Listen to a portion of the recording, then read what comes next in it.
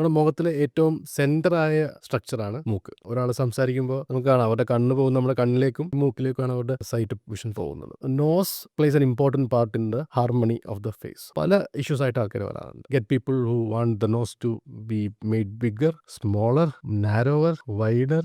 Various needs ആണ് മൂക്കിൽ ആൾക്കാരുടെ ഡിമാൻഡ്സ് ആയിട്ട് വരുന്നത്. അപ്പോൾ എല്ലാത്തിനും റൈനോപ്ലാസ്റ്റി എന്ന അമ്പല ടേമിലാണ് നമ്മൾ പറയുന്നത്. റൈനോപ്ലാസ്റ്റി എന്താണെന്നും ഇതിനെന്താ ചെയ്യാൻ പറ്റുന്നത് പറയാം. മൂക്കിൻ്റെ ഷേപ്പും ഫങ്ഷൻ ഓൾസോ ഇംപ്രൂവ് ചെയ്യുന്ന സർജിക്കൽ പ്രൊസീജിയേഴ്സ് ആണ് റൈനോപ്ലാസ്റ്റി എന്ന് പറയുന്നത്. All types of nasal shapes can be changed into what we want എന്നുള്ളത്, depending on each person's anatomy. We can make every nose into the perfect textbook nose നമുക്കത് ചെയ്യാൻ പറ്റില്ല.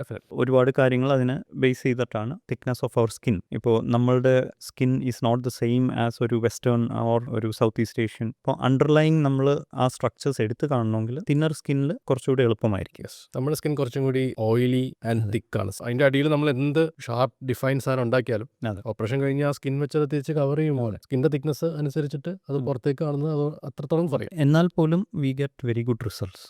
നമ്മുടെ ഓരോ പേഷ്യൻറ്റിന് നോക്കിയിട്ട് അതനുസരിച്ച് we can improve on that largely.